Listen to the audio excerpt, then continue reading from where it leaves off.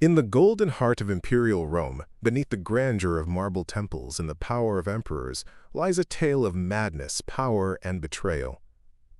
This is the story of Caligula, the young emperor who ascended to the throne with the promise of a new era, only to descend into a reign of terror that would leave the empire forever changed.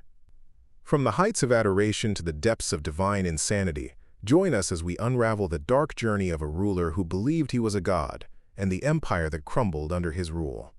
In the golden heart of imperial Rome, where polished marble shimmered under the sun and aqueducts whispered secrets to the wind, the empire stood as a monument to order and illusion.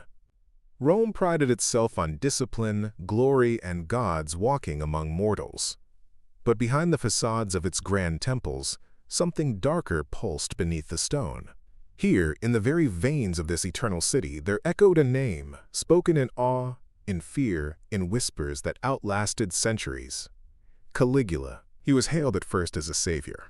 Young, handsome, beloved, the son of a military demigod, the grandson of emperors. But what began in garlands and glory would end in shadows. His reign transformed Rome from the pinnacle of civilization into a stage of nightmares, filled with orgies, executions, laughter soaked in blood, and gold tarnished with madness.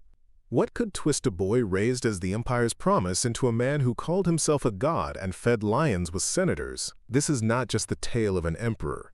It is the unraveling of power itself, a descent into divine madness. He was born Gaius Julius Caesar Augustus Germanicus in the year 12 BCE in the seaside town of Antium, but history remembers him by the nickname soldiers gave him, Caligula, Little Boots. He earned that name as a toddler, dressed in miniature military gear while accompanying his father Germanicus on campaign along the Rhine. Germanicus, heroic, magnetic, adored by the people, was everything an emperor should have been. He marched for glory, fought with honor, and won the hearts of every legionary. And among the men in armor the child walked, a boy in boots too big for his fate, laughing between tents, watching steel clash under the northern skies. The soldiers didn't just love him, they worshipped him. To them, he was the future of Rome incarnate. But no future walks unscathed in the halls of empire. Germanicus died under suspicious circumstances in Syria, perhaps poisoned. Rome mourned as if a god had fallen. And the child who once danced in the footsteps of soldiers began a different march, one through treachery, exile, and whispered murder. After Germanicus's death, the family fell into disfavor with Emperor Tiberius. Caligula's mother, Agrippina the Elder, was exiled. His brothers were either executed or forced into suicide. The glorious bloodline of Augustus, once Rome's proudest dynasty, was being quietly erased. Only Caligula survived. Why? Some say he was too young, others say he was too clever, but more likely, he learned early the greatest rule of survival in Rome. Smile at your enemies until they kill someone else first. He became a chameleon, silent, obedient, watching. The Senate saw in him a polite heir. The people saw hope, but beneath the boyish grin, something darker coiled. He would never forget the deaths of his kin, nor the empire that stood by and let it happen. Tiberius, old, paranoid, withdrawn, brought Caligula to live with him on the island of Capri. To outsiders, it was a retreat. But for those who knew better, Capri was a palace of perversion. The island was cloaked in shadow. Rumors abounded of unspeakable acts, of violence disguised as pleasure. Here, Caligula watched the emperor administer terror like an art form, calmly, precisely, without remorse. Servants vanished. Orders were whispered, and heads rolled quietly. And Caligula learned. He learned how to wear masks, how to bow while dreaming of knives, how to wait, in silence, for a moment that would come. Tiberius once said of him, "I am nursing a viper in Rome's bosom." He wasn't wrong. In 37 CE, Tiberius died, perhaps naturally, perhaps not. According to whispers, Caligula smothered him with a pillow. Others claimed his grandmother hastened the old emperor's end. Either way, the snake shed its skin. At only 24 years old, Caligula became emperor, and Rome rejoiced. The streets flooded with celebration. The Senate welcomed him with open arms.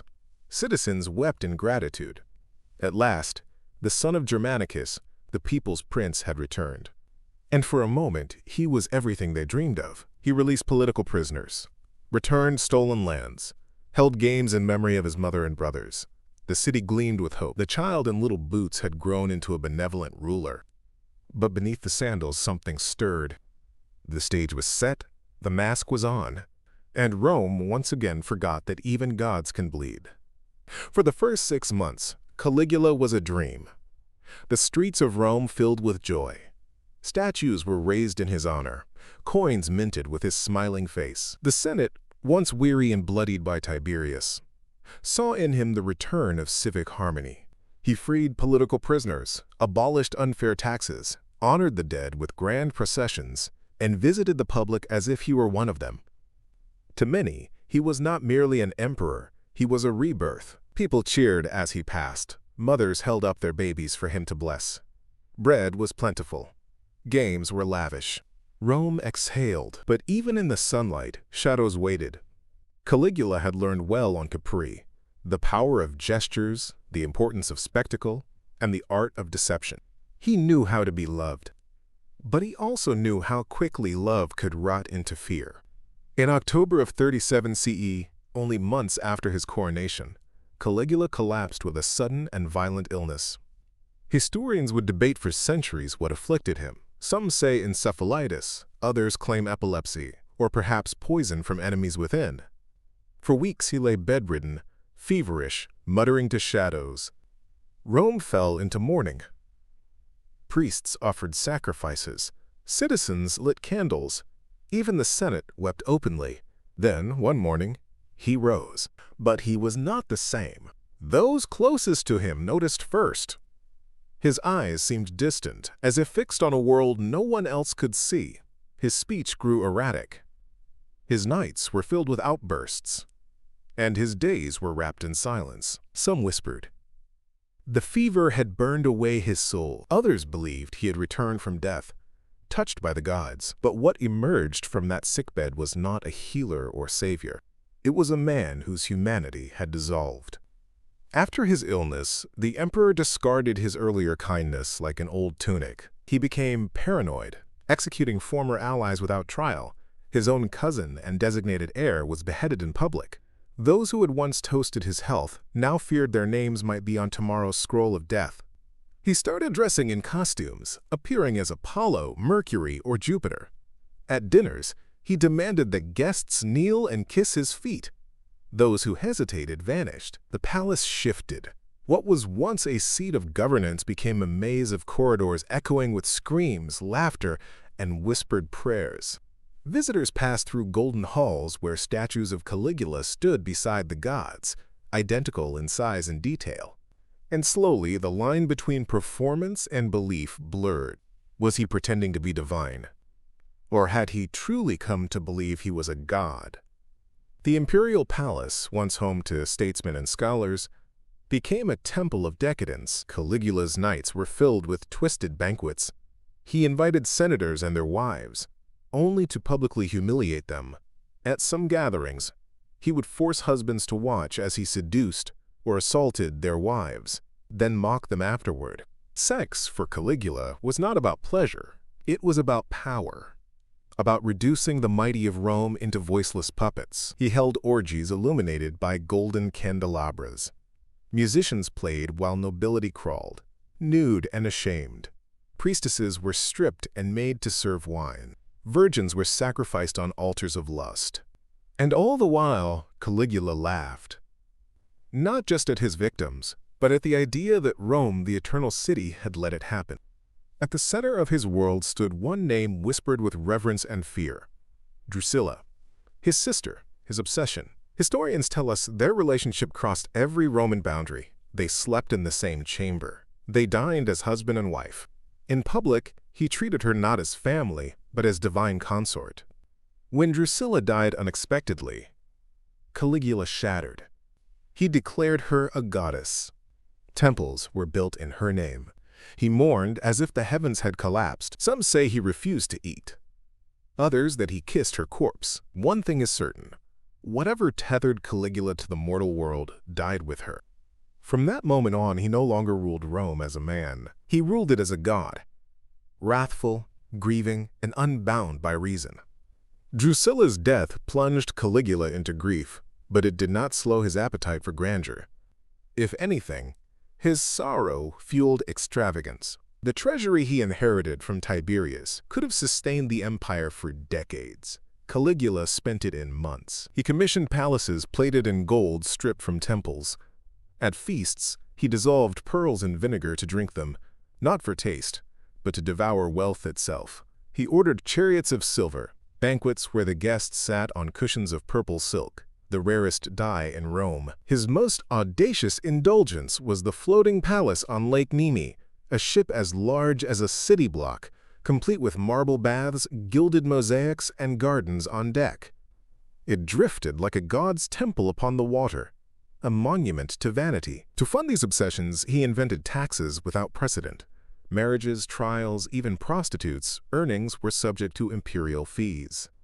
He extorted Rome's wealth until the markets groaned. The gold flowed into his hands. The stones of Rome bled under the weight. Then came the proclamation. Caligula was not merely emperor, he was Jupiter incarnate. He ordered golden statues of himself placed in temples across the empire. Priests were commanded to offer sacrifices in his name. At public banquets, guests had to kneel and kiss his feet, as if he were a living god. One proposal nearly sparked a holy war. His plan to install his statue in the Temple of Jerusalem, replacing the god of the Jews. Only fear of mass rebellion stopped it. He appeared in the Senate dressed as Apollo or as Mars, or draped in the skins of Hercules. Each role was a performance and a declaration. Rome was no longer under the gods' protection. The gods were under his. The Senate, humiliated beyond measure, could do nothing but bow. The gladiatorial games, once displays of skill and courage, became rituals of cruelty. If Caligula was bored, he ordered entire sections of the audience into the arena to be torn apart by lions and bears. He staged mass executions, not for justice, but for spectacle. He laughed while men and women screamed, the sand turning red beneath them. When a senator refused to swear loyalty, Caligula had him executed in the forum, watching the blood seep into sacred marble. The games were no longer entertainment. They were worship, with blood as the offering, and Caligula as the god who received it. But humiliation of Rome's elite reached its peak with a single infamous act, the elevation of his horse, Incitatus, to the rank of senator. Incitatus slept in a marble stall, wore a collar of jewels, and was fed oats mixed with gold flakes. Caligula promised he would make him consul. The message was clear. If I can make a horse a senator, what does that make the rest of you? It was mockery as policy, a calculated insult to the Senate's dignity, and they endured it in silence, their fists clenched beneath their togas. By now, Caligula's cruelty had become a philosophy. Every humiliation, every execution, every spectacle was not only for his amusement. It was a test. How far could he push Rome before it broke? He wanted to see fear reflected in every face, to prove that the empire was held together not by laws, not by honor, but by submission to a single man's will. The tragedy was not only that Caligula had become a monster, it was that Rome looked into his mirror and saw itself. Nauban Muon, Minko the Gi, Part 16 to 20, NGAY, Baiju Dehuan, Tatban Tingan, Roy Shuatan PDF, DOCX Choban Dong Luon. Ban Ko Muon Mingi Not Fan Koi Kong, no tyrant rules forever. As Caligula's cruelty deepened, so did his paranoia. The Praetorian Guard, once his protectors, began to whisper behind his back. Among the conspirators was Cassius Chaerea, a tribune publicly insulted by Caligula's endless mockery. He called him effeminate, humiliated him at every turn.